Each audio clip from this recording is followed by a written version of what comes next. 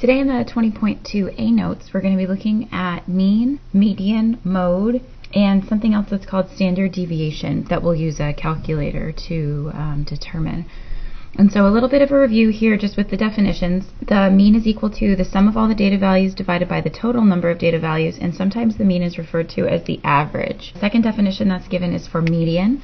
The median is the middle value in a data set when the values are arranged in order. And so it's important that when you're doing median, you remember that you have to put the numbers in order from smallest to greatest. And then it also gives you here a reminder that if there's an even number of numbers in the list or of values in the list, then sometimes you have to average together those two middle numbers, and we'll see that in the examples that we'll do today. Lastly, for the definitions, we define mode as being the item that occurs the most times or the most frequently. A data can have no mode, it can have one mode, or it can have more than one mode, and we'll see examples of all of that today as well. The first example on A, the first thing we're going to do is find the mean, and so to find the mean what you're going to do is take a calculator. Remember, for the mean you don't have to have them in order, and you're going to add up 1, 2, 3, 4, 5, 6. So there's 6 numbers in the list. And so I'll start by taking a calculator and adding all of those up. And when I add all of them up, I get 157. And then I need to divide 157 by how many numbers are in the list.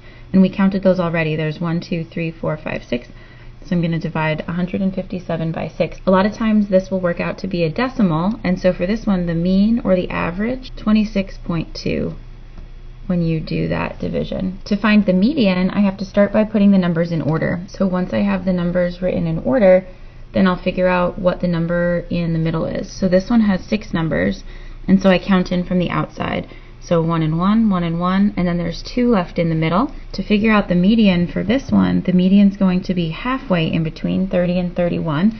And so to do that, you're going to find the average of those numbers. 30 plus 31 divided by 2 gives me 30.5. So the mean is 26.2, the median is 30.5, and now lastly I need to find the mode. Remember from the definitions that the mode is the one that occurs the most frequently. And so when you look at the list, sometimes it's easier to find the mode when you look in order, but just remember it doesn't have to be in order.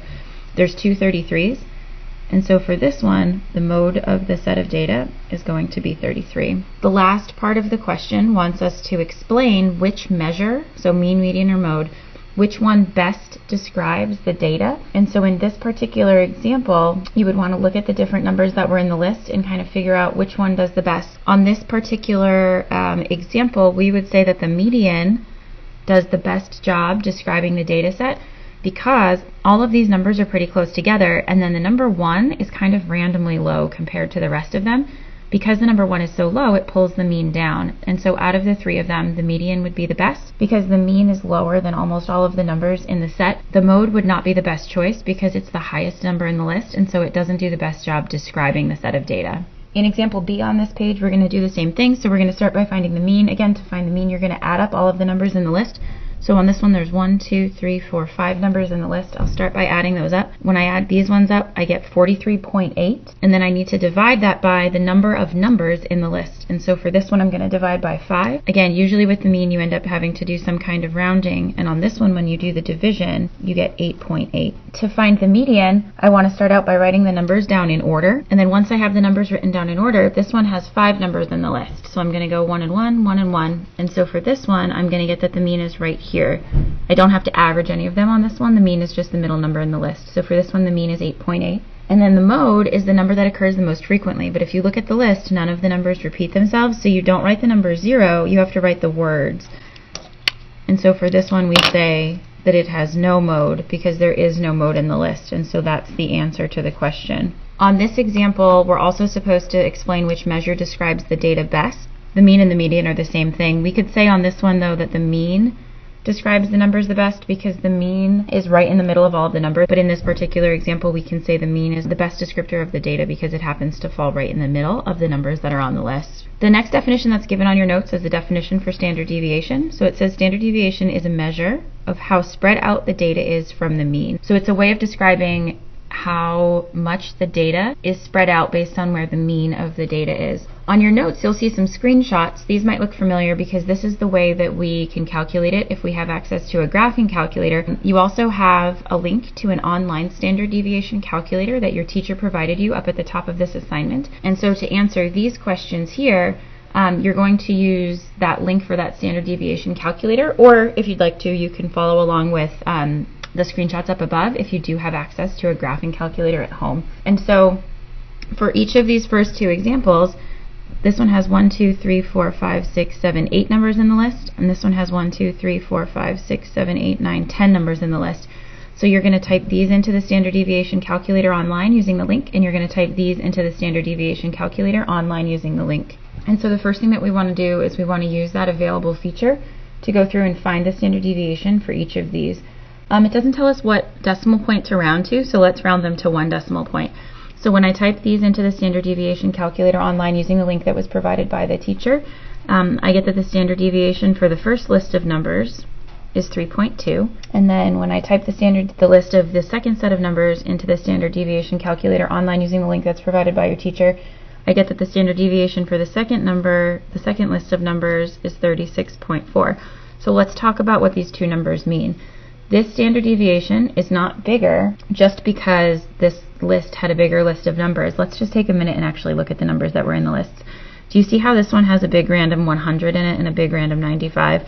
But then all the rest of the numbers are pretty close together. Let's compare it to this list. On this list, all of these numbers were already pretty close together anyways. So when the standard deviation is bigger on example B, and that's part of what we're supposed to answer on this question, it says which has the greater standard deviation? B has the greater standard deviation because the numbers are more spread out. And so remember, standard deviation is a way of helping you describe how spread out the numbers are based on wherever the mean is. So having these two numbers in list B be higher numbers would make the mean be a little bit higher, but then they're super far away from the mean, and so this measure of standard deviation is larger.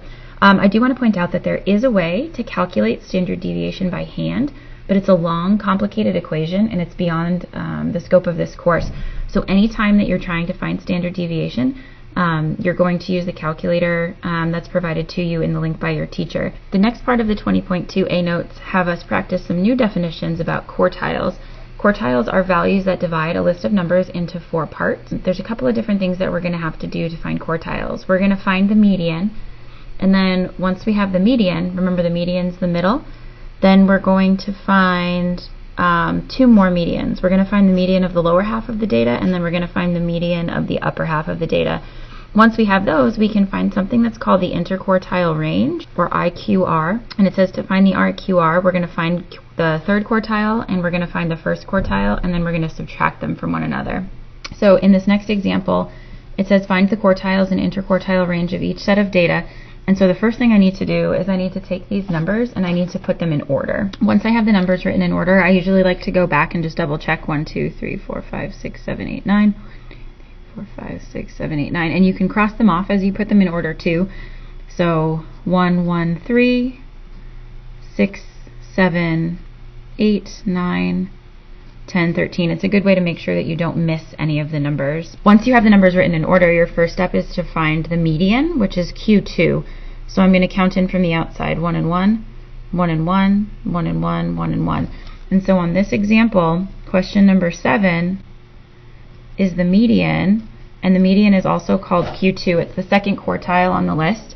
Once we have the median, now we need to figure out Q1 and we need to figure out Q3. To figure out Q1, we're going to cover up the upper half of the data, including the median.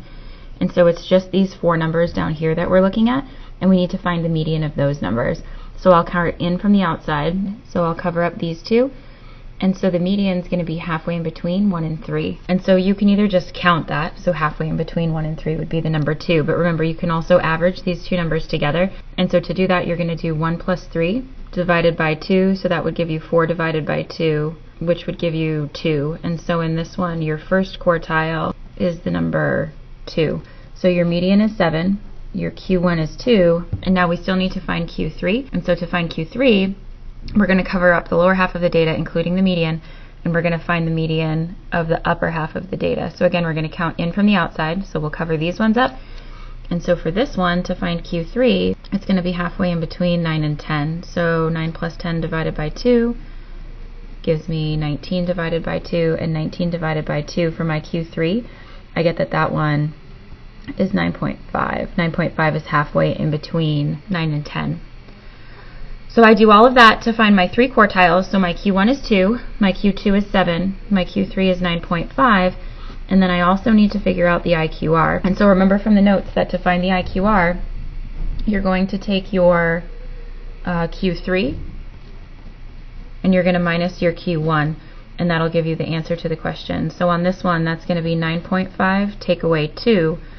And so for this one, your IQR ends up being 7.5. The number 7.5 tells you how spread out your Q3 and your Q1 are. So again, these are measures of spread. They're telling you how spread out the data is. And so in the last example here, in this example on B, we're going to start by putting the numbers in order. And then we want to do the same thing on this one. We're going to find Q1, Q2, and Q3. So to find the median, which is Q2, we go in from the outside, 1, 2, 3. And so for this one, to find the median, we're going to average together 84 plus 88, and we'll divide that by 2. So 84 plus 88 gives you 172, and then when you divide that by 2, you get 86. And so your 86 is your Q2, which is also your median of the data, so that's one of your important numbers. Now, on this one, the number 86 wasn't actually a number in the list of the data. So when I find my Q1, I'm going to cover up these 4 numbers, but I'm going to use the 84 that I used to figure out the 86. That's still considered in the lower half of the data. So now when I find my Q1, I'm going to find my Q1 by finding the median of these 4 numbers. And so 1 from the outside. So for this one, to find my Q1, I'm doing 77 plus 82 divided by 2. I have to average together those 2 numbers. And when I do that for this one, I get 79.5, so that's my Q1. That's another one of my important numbers. And then I'll do the same thing over here. Again, I'm going to cover up, I'm not going to cover up the 88. I'm still counting that one when I find this part. And so I'm going to do 94 plus 98 divided by 2. On this one, I have to average as well. And when I do that on this one, I'm going to get 96. And so for this one, my Q3 is going to be 96. And then the last thing I need to find on this one is the IQR, which remember is your Q3 minus your Q1. You're going to do 96, that's your Q3. Take away 79.5, that's your Q1. And when you subtract those on this problem, you're going to get 16.5. So that's your IQR. The last example on the notes today would have you go through and practice. If you had access to a graphing calculator, it would have you go through and practice. Your calculator can calculate and compute the Q1 and Q3 for you so that you can use those to find the IQR. But for today, we're going to skip doing the 2 of these because the 2 that we just practiced gave us enough practice.